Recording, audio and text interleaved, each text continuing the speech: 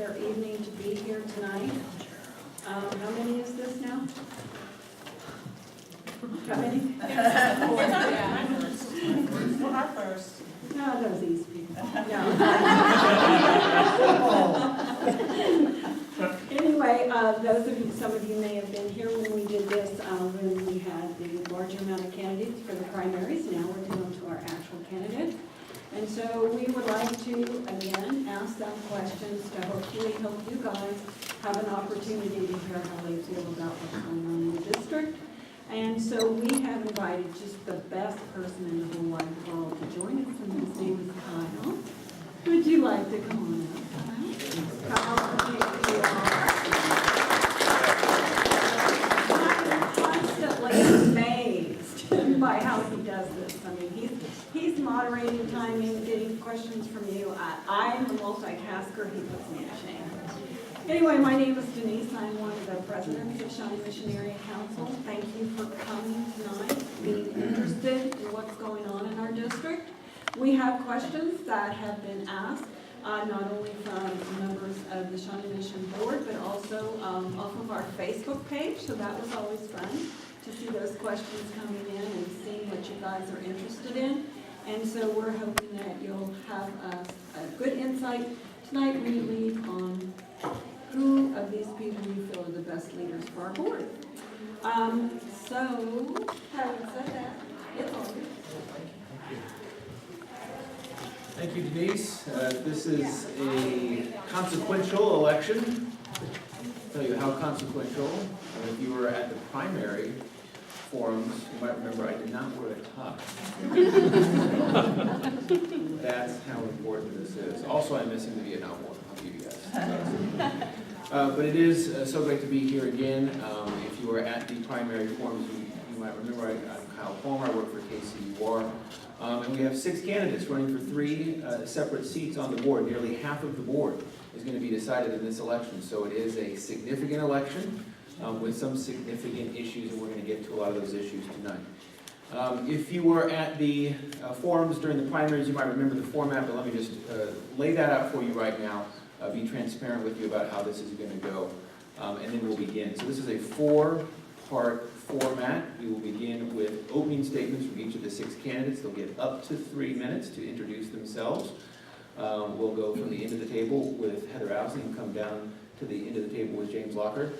After that, we will begin the question portion. The Shawnee Mission Area Council has written some questions already. We will certainly not get to all those, but we'll get to as many as we can in the time allotted.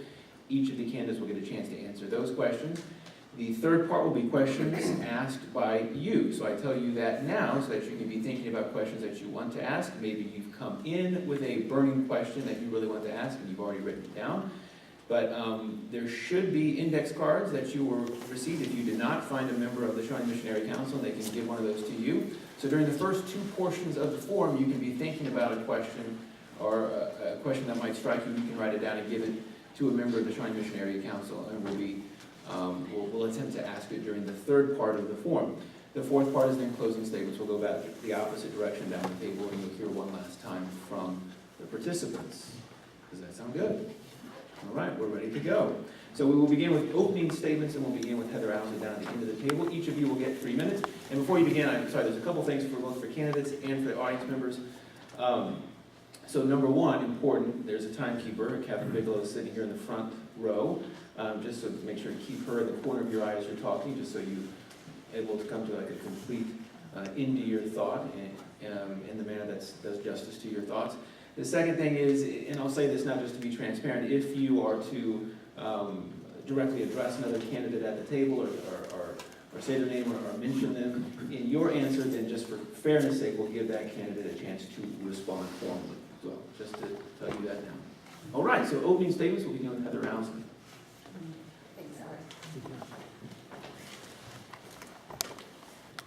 Good evening, everyone. Good evening. Good evening. Hi, everybody. My name is Heather Ousley, and I'm running for the at-large seat. I have a few endorsements. The Network for Public Education, which is a national advocacy group, I've received their endorsement. I've received the endorsement of NEA Shawnee Mission, Education First Shawnee Mission, Main PAC, Equality Kansas.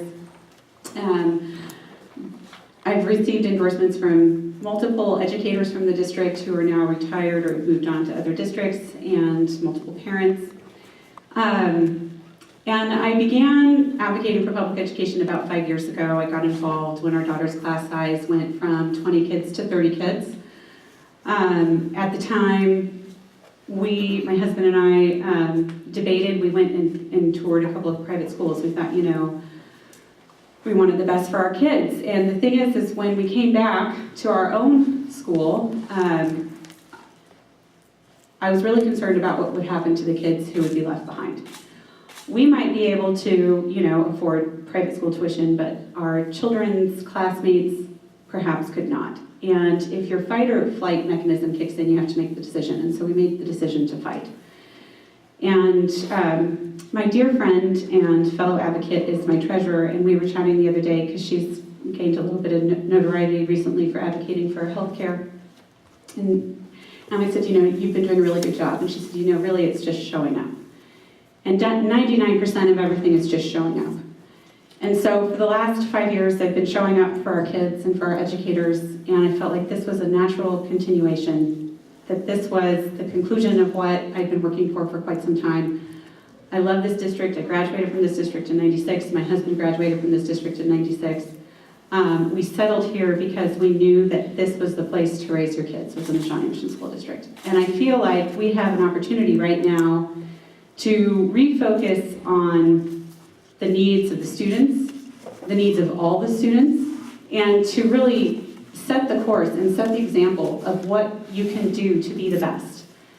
We can be the district that shows everyone else how to surmount things that seem insurmountable. We can show people how you embrace diversity and how you deal with challenges relating to inequality and how you meet the needs of every child, including children who maybe don't have resources at home or who have special needs.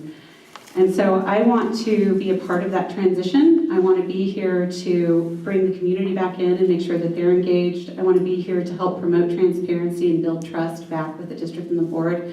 And I want to be here to make sure that the policies that we put in place are based on evidence that they work for the kids in the district. So thank you so much for coming tonight. I appreciate it. Good evening, everybody. I'm Mandi Hunter. I'm running for the at-large seat for the Shawnee Mission School District's Board of Education.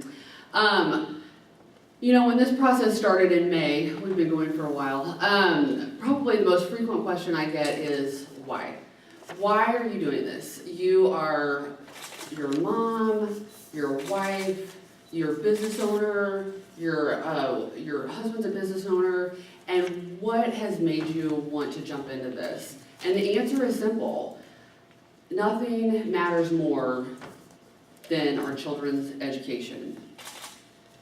This education that we're providing our kids is the foundation for them to go forward.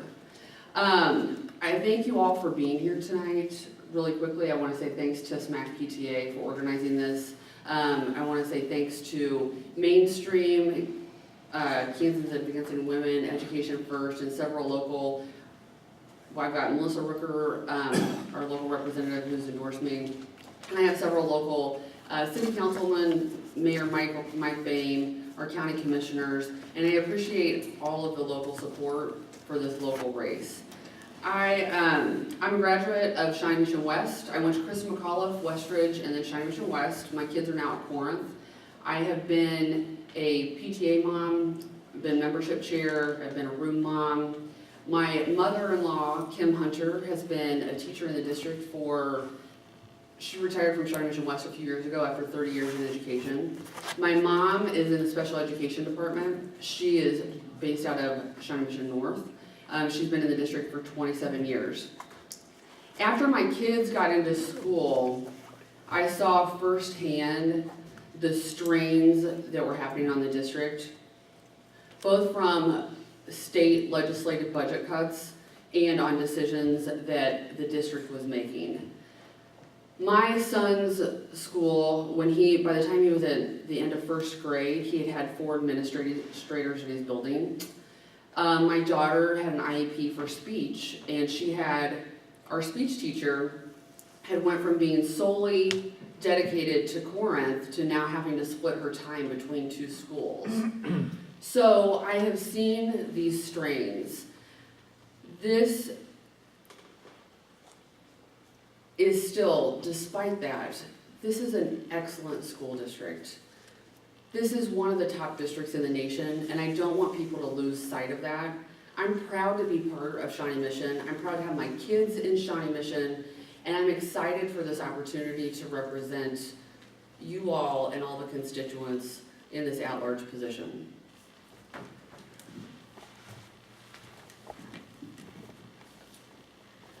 Hi, I'm Laura Guy, and I have lived in the West Attendance area for 22 years. My children went to Shawnee and Westridge and graduated from West. They're grown now and outside the home. I was a school teacher myself in the Olathe district back in the 80s. I taught 3rd grade for several years, and then I was a substitute teacher for several years. So I've been inside many different classrooms, including my own. So I understand the pressures that are on a teacher and trying to meet all of the individual needs of all of the students in his or her classroom. And I understand the needs of a parent and the desires of a parent to have our kids get the absolute best education that they can get. So I bring both of those experiences with me. After I was a teacher, I went back to school myself and got my Master's of Divinity degree from St. Paul School of Theology, and I'm now serving as a pastor of Living Water Christian Church. The thing I love the most about the Shawnee Mission School District is how involved the parents are. And throughout my children's education, I was a part of lots of different volunteer opportunities, including with the PTA. Anytime there was a bake sale or a carnival or a chili supper or a spaghetti dinner, my husband and I were there, and we were engaged in what was happening in the schools. It was really brought home to me when my kids were both in marching band at Shawnee Mission West, and I would go to the home football games, even though I don't like football, and frankly I don't understand football, but I would be there to cheer on my kids in the marching band, and I would also cheer for the football players when I thought they did something good, because I couldn't really tell. And and I would cheer for the cheerleaders, and I would cheer for the flag team, and I would cheer for the mascot, because I knew how hard all of those kids had worked to get there and to be a part of that. One of my favorite sayings is, there's no such thing as other people's children. And I really believe that. I really believe that all of us here in the Shawnee Mission District, that these are all of our kids, and we all have to invest ourselves to make sure that they get the very best education that they can get. And so now that my kids are grown, I want to invest myself so that I can make sure that my neighbors' kids and the kids I see when I'm walking my dog and the kids I hear out on the playground, that they're going to get the best possible education that they can get, that every child in our district is going to get the best possible education. And so that's why I'm running. And thank you for your time and for coming out tonight.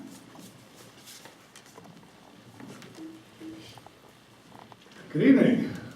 My name is Craig Denny. I am the current West Board member. I also happen to be the president of the school board this year. I've lived in this district for 35 years. I have 3 children. They're all graduates of Shawnee Mission West. They were all in the marching band. I drove the band truck for 10 years. And that's a real trip. Denise reminded me last time that once you're a lifetime member of PTA, you're always a lifetime member, so I am a lifetime member of PTA.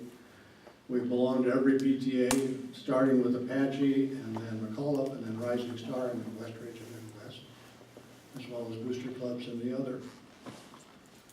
We are at a critical time. I don't think anybody should be running for the school board if they're not interested in kids, but the critical issue facing us in the next few months is hiring a new superintendent. And I think it's very important to have experience on the board and some folks who've gone through that experience.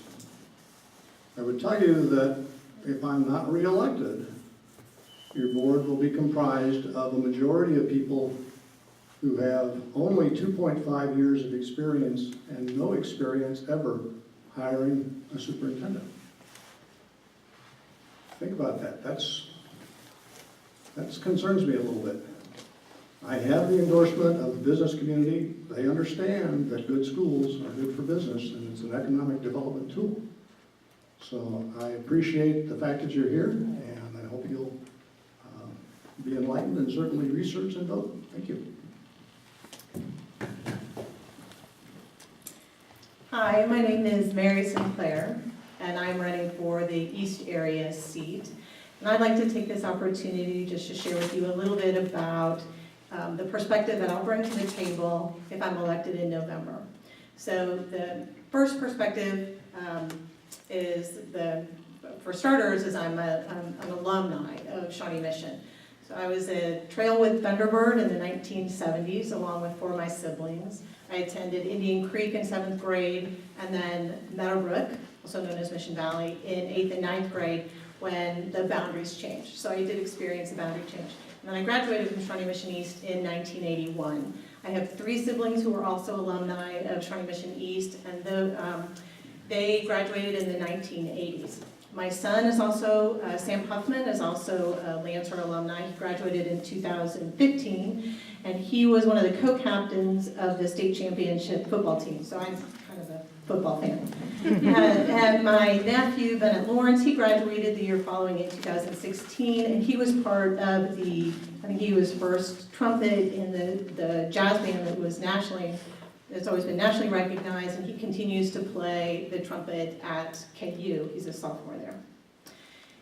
I'm also a parent in the Shawnee Mission schools. My daughter, Allie Huffman, is a senior at Shawnee Mission East, and she was part of the volleyball team that took 3rd in state last year, and she's actually currently at a volleyball tournament right now at Olathe West.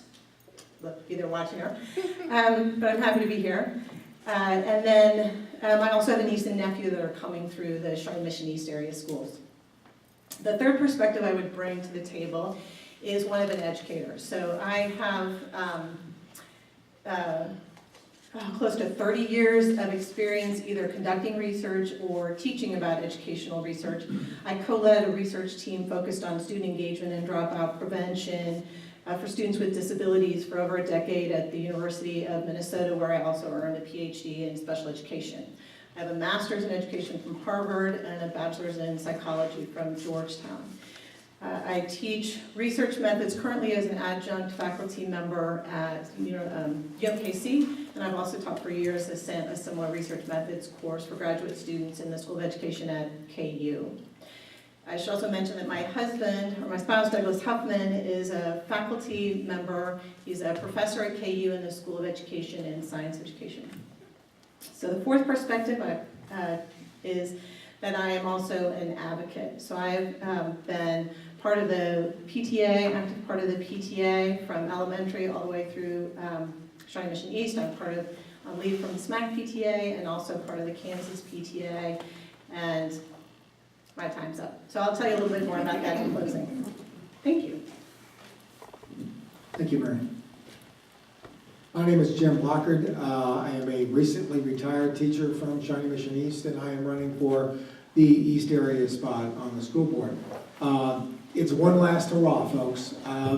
31 years at Shawnee Mission East, recently retired, one last thing to do for the East Area. Before the 31 years at East, it was 12 at Indian Hills, so that's 43 in the East area with these kids, and that's secondary. So you might say, well, he doesn't have any experience with elementary schools. Well, we've had over 70,000 elementary school students through my classroom at Shawnee Mission East with the nature program that I ran for 31 years. Okay, I've also spent over 40 summers with summer nature programs for elementary school students, starting with the Outdoor Education Laboratory and continuing on with the summer nature program, which is part of summer enrichment. So, and yes, I have some experience with elementary kids and their perspectives also.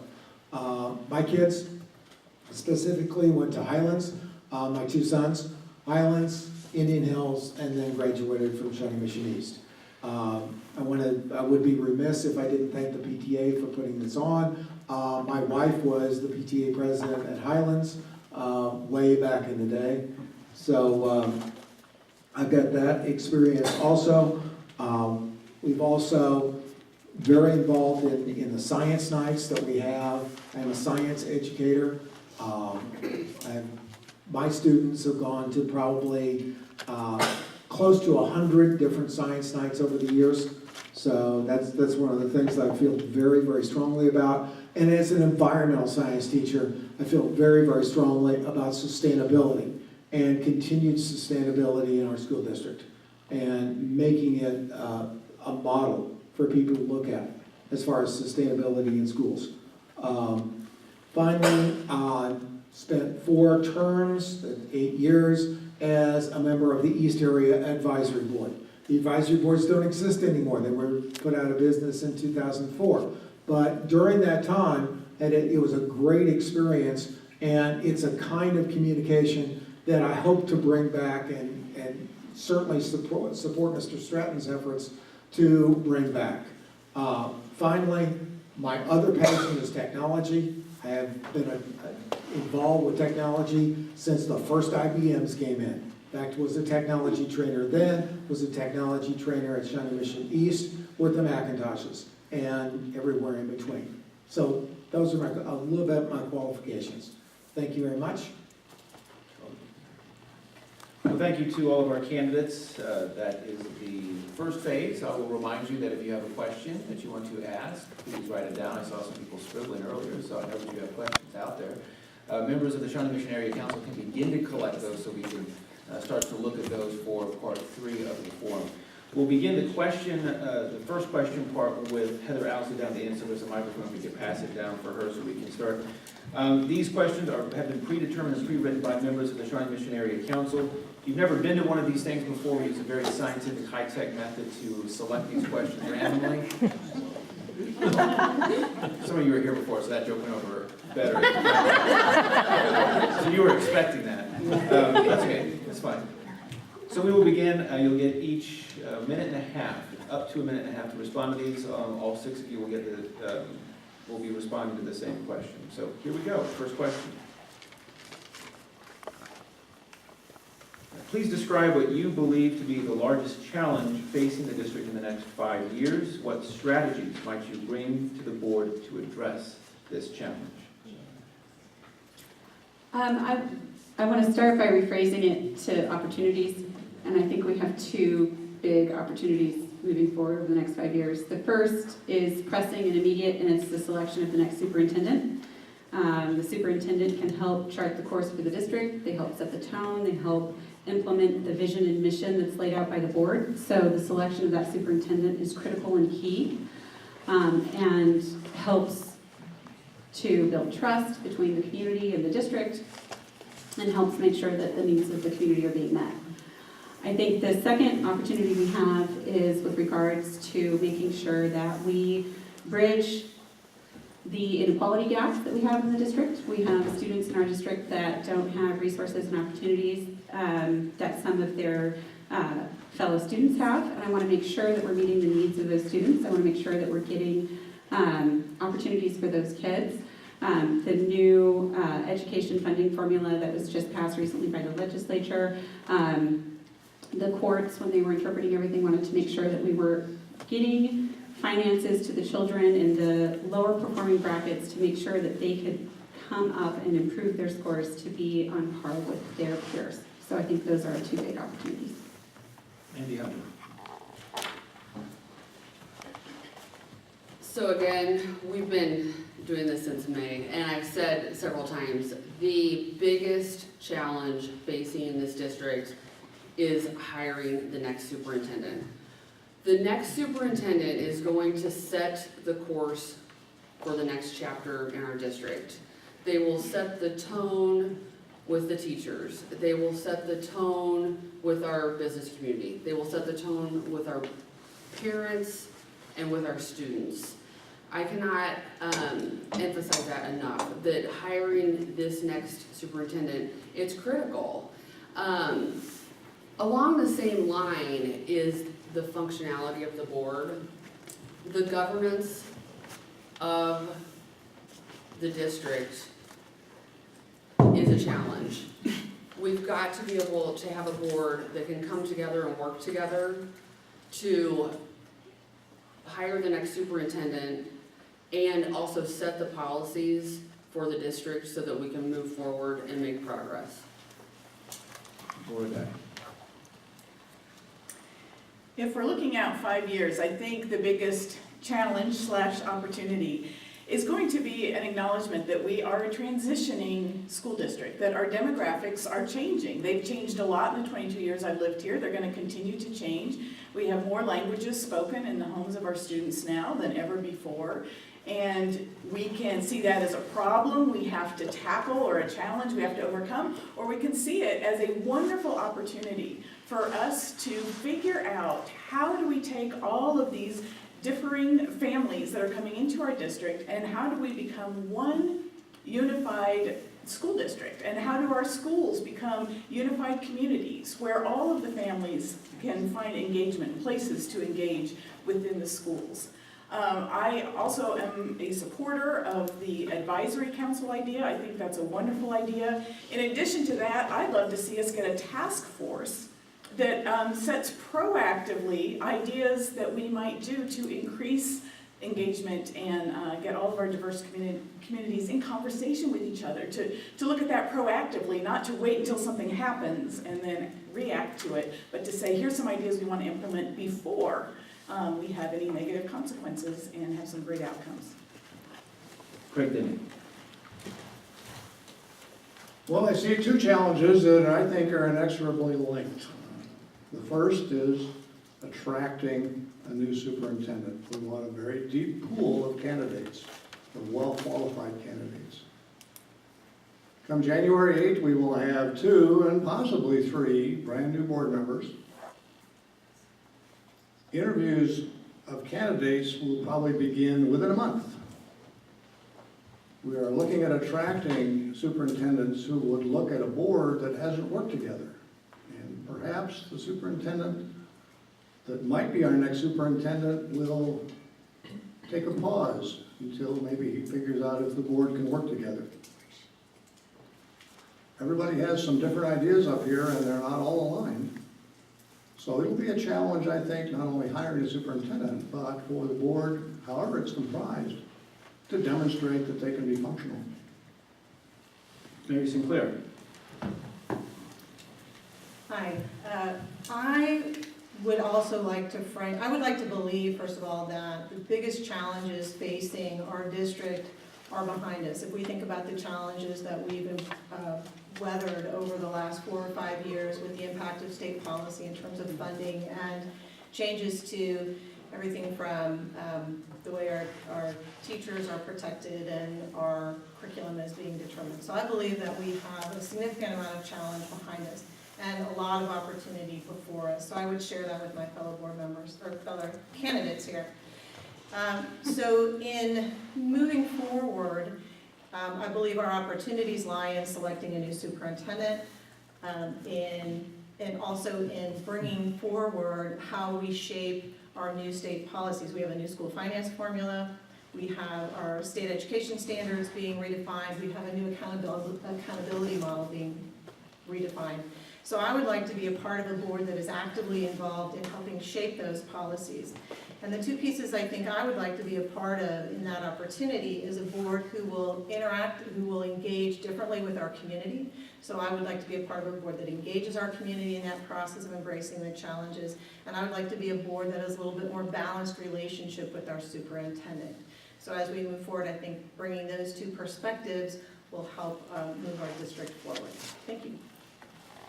Jim Lockard. Only one challenge?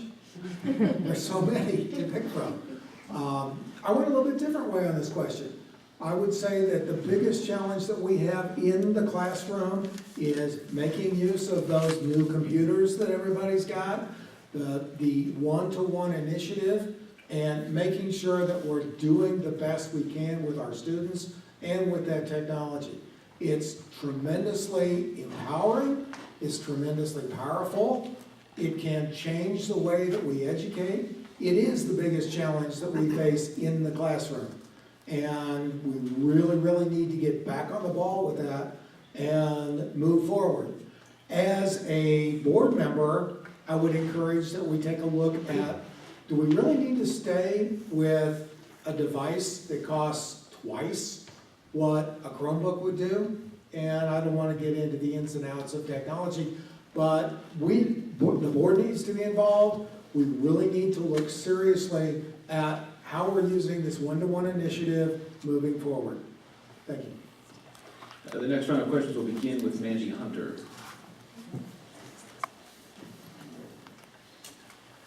When the board is working with finite resources and making tough choices about what to add, continue, or cut, what resources might you call on in this process, and how would you approach the decision-making process?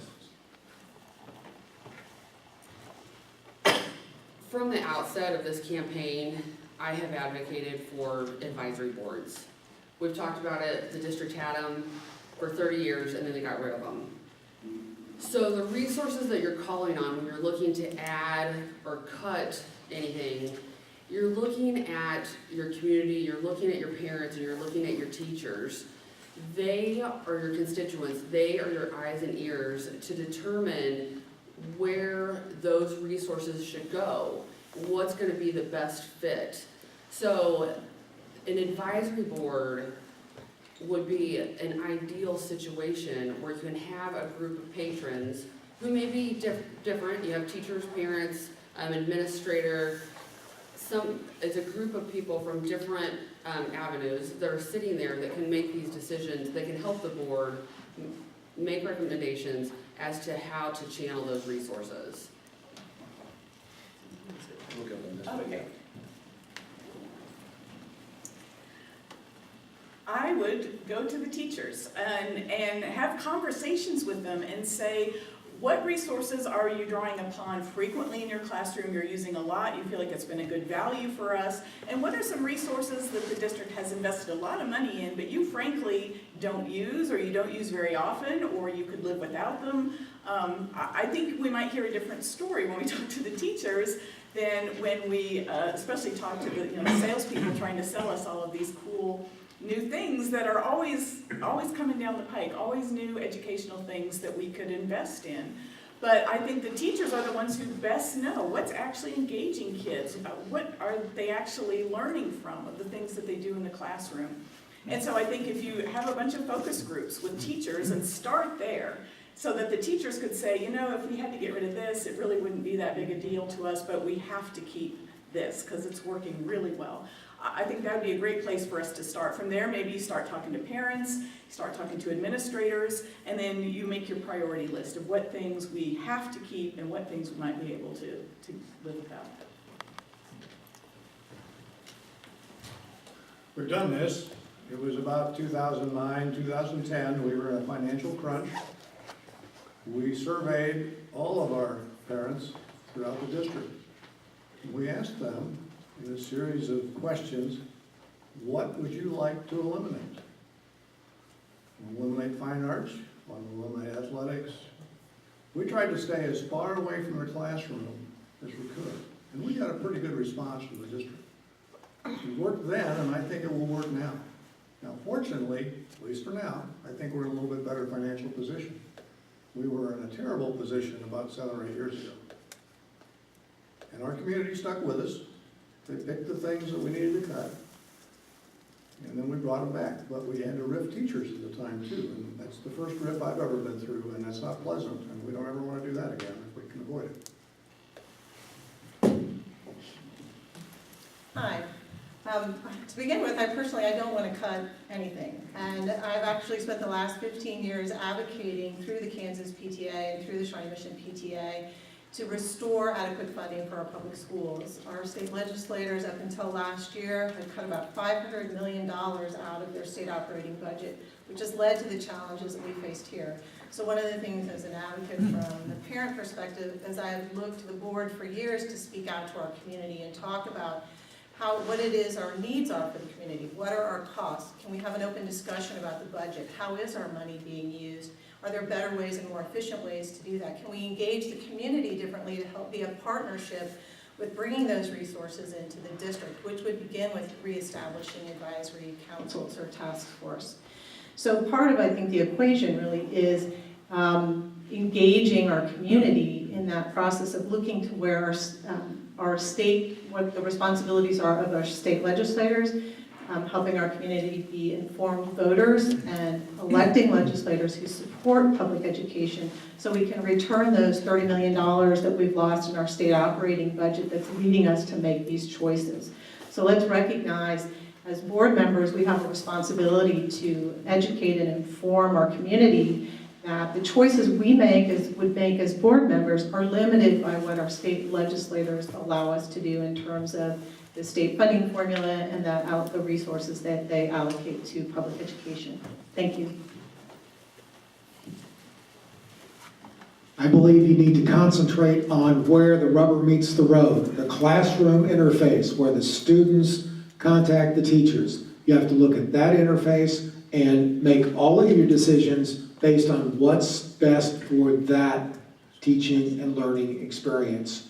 And then from there, you work your way up. And I would like to see in our school district that it is more bottom up and less top down. And I would work towards that as a board member. And I probably shouldn't use the word, but I'd like to actually see a little bit of the E word, as in empowerment. The teachers are actually involved in some of the decisions because they're the ones in the classroom. Thank you.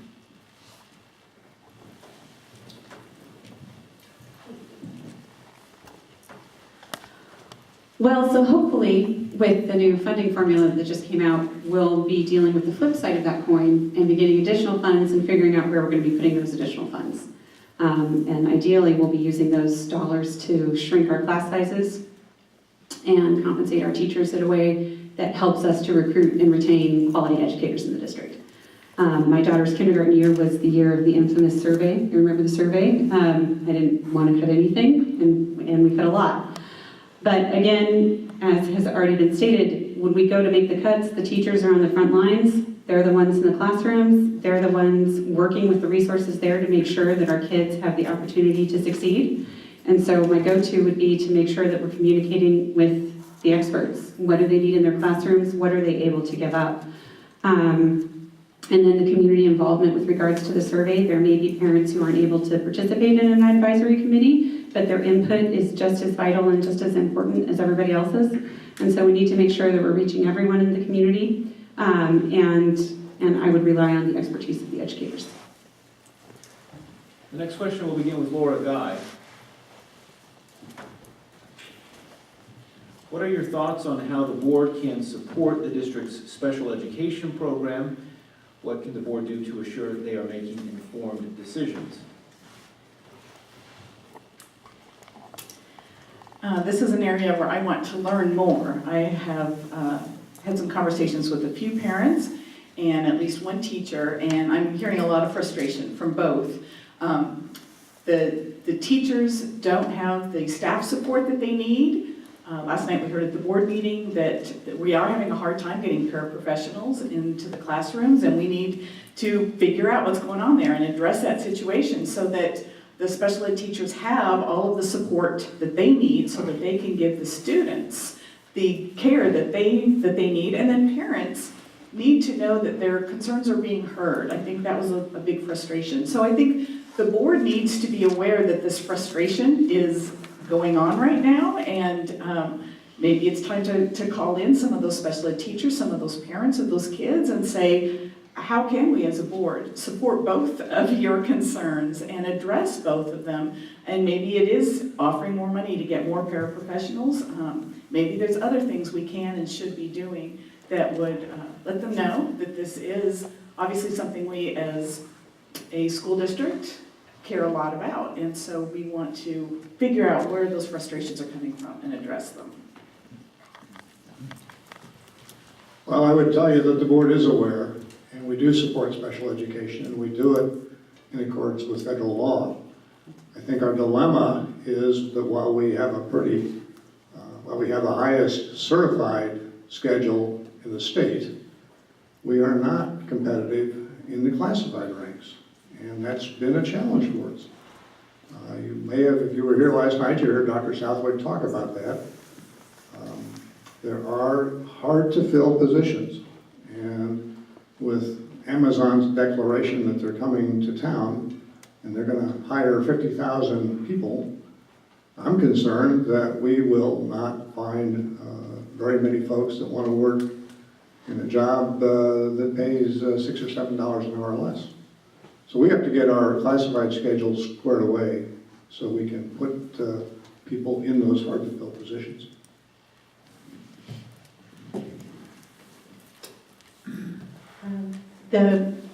I would begin with the parents and the students and the families.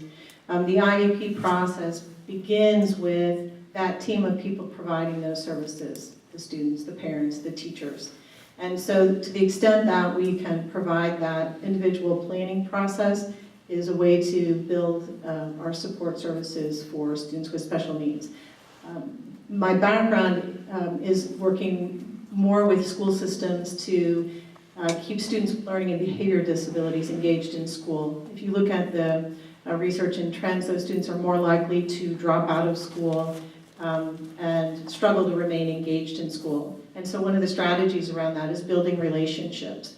And so in addition to providing adequate funding for special education services, I'm sure you're all aware that this is it's a mandated service that's been underfunded since its inception by the state and by the federal level. And so as we can continue to support relationships, continue to advocate for full funding for special education, those are some strategies that can be used to help kids have a more positive and engaging experience, not only in the classroom, but as well as just thinking about providing those continuum of services for students so they have the opportunity to be supported in the traditional classroom and to provide that continuum of support services for students throughout the district. Thank you.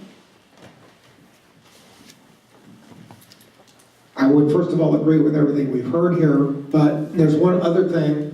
Those special ed students are often mainstreamed and need to be, as often as they can be, mainstreamed into the regular classroom. But if they're mainstreamed into a regular classroom where there's already 32 or 33 kids, that's a no-win situation, folks. We have got to get our class sizes down, whether it's, special classes or whether it's the regular classes that those students are mainstreamed into. That's one of the major things facing our district, is getting the class sizes back down. Mary, if you could just pass the microphone down to that one. Yeah, yes, we have.